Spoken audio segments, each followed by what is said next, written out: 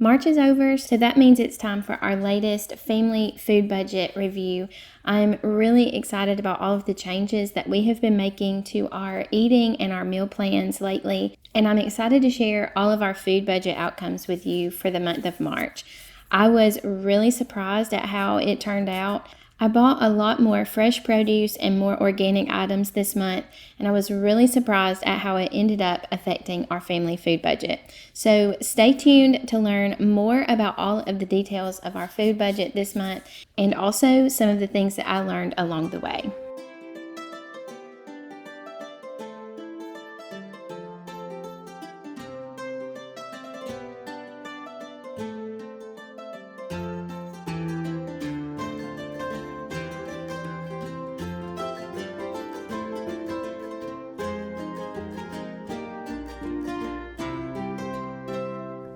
You may remember that in our February food budget review video, I was sick and I was really fed up with feeling so bad.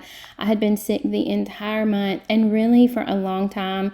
I have just really not felt good. I've not felt myself. I don't know how many of you know about Dave Ramsey. I remember a long time ago, he used to say, change happens when you get sick and tired of being sick and tired. And February was the last straw for me.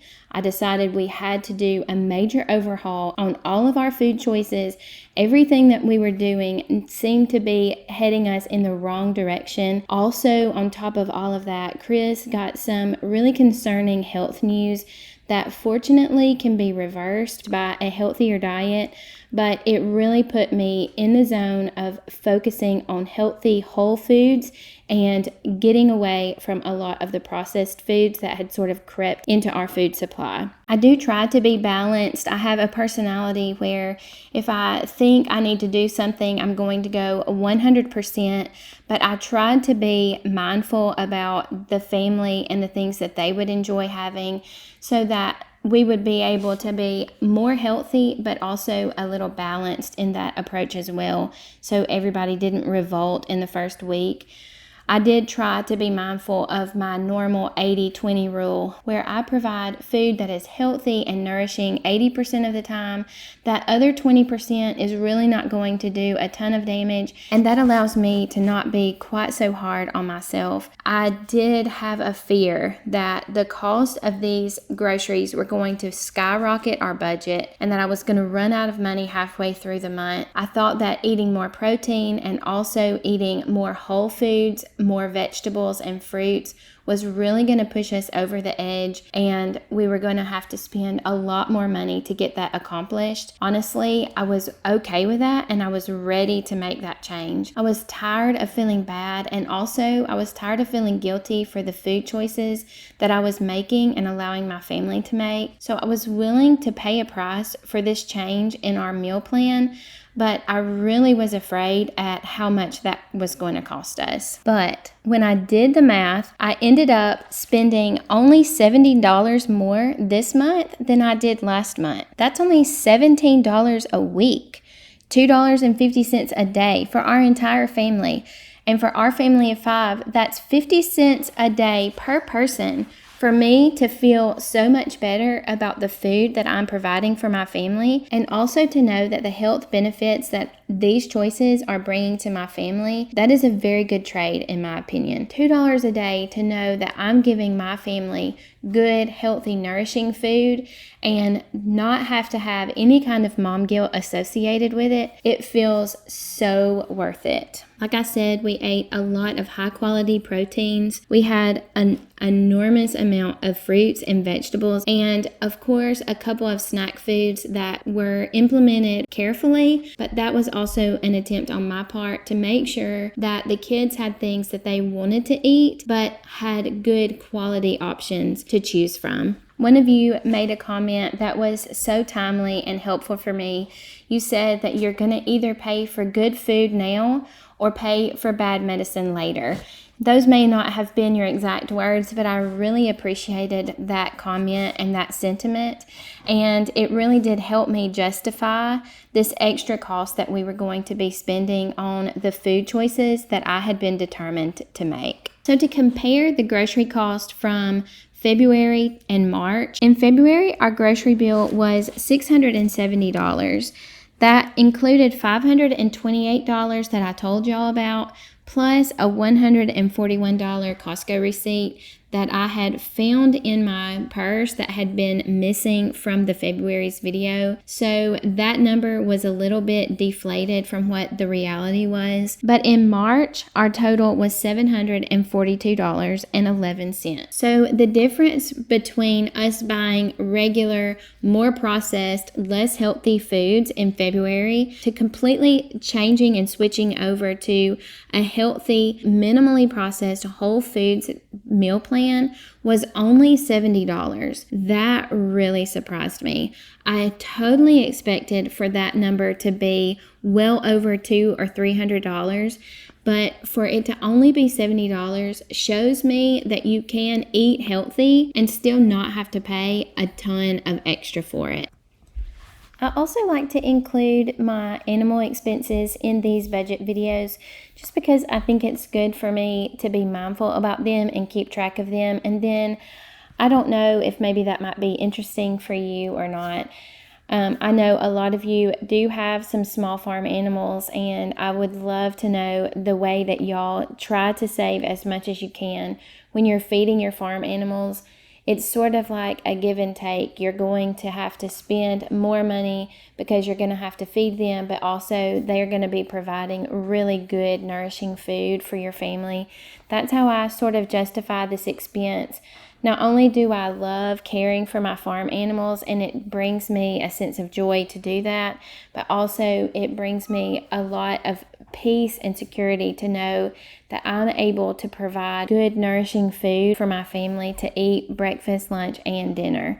I know that if something happens and we can't make it to the store, or some kind of disruption happens in the food supply system, I know that we will have at least a little bit of food to fall back on in our backyard, and that brings me a lot of peace of mind. So although it's a lot more than I wish it was, I'm trying to work on dwindling down the amount of money that I have to spend on the animals each month. I did get rid of one of the pigs. I still have one of them. Hopefully our neighbor is going to take him off of our hands, and the other one went to the butcher and is going to go into our brand new deep freeze. I'm really excited about having a deep freezer now. I've never had one of these large upright freezers that holds a ton of frozen foods, and I'm really excited about being able to have that resource available to me, to be able to put a lot of extra butter and milk, meat that we're going to have coming to us from the other pig. I'm really excited about all the prospects of that. We have our chickens. They are laying really well now. They're doing a really good job of keeping our egg baskets totally full. And then I'm getting about 1.5 gallons of milk per day from Winnie. That's good, nourishing, fresh, raw milk that I can use in different recipes, as well as making sure that Lane has a really healthy, good start for his early development. I'm going to an animal swap this Saturday. Hopefully I will be able to find someone who is interested in the goats, and I will be able to move them along to another homestead and get them off of the feed bill as well. So in March, my total animal cost was $334.13. That does include a pretty expensive flea collar for one of the dogs. She has been struggling with fleas for a really long time, and I keep trying to find an inexpensive way to rid us of that terrible problem. But I finally just decided that I'm just going to spend this extra money, give her a really good, high quality flea collar that will last for 8 months, and hopefully it will resolve a lot of our issues we're having. So that flea collar was a pretty big chunk of the animal cost for this month, but that will average out to be really affordable throughout the 8 months that it will last us.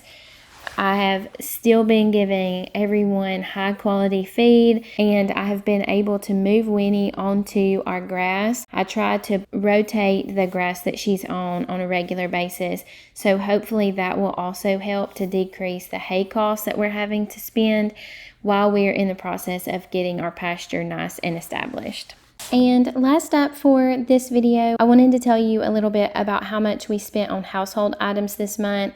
So I consider household items to be things that are not food, but we use on a regular basis and have to replenish. So things like sandwich bags, parchment paper, toilet paper, other things like that. I try to keep this number as minimal as possible, but sometimes the months just hit in an awkward way and things sort of add up to be a lot more than I wish they were.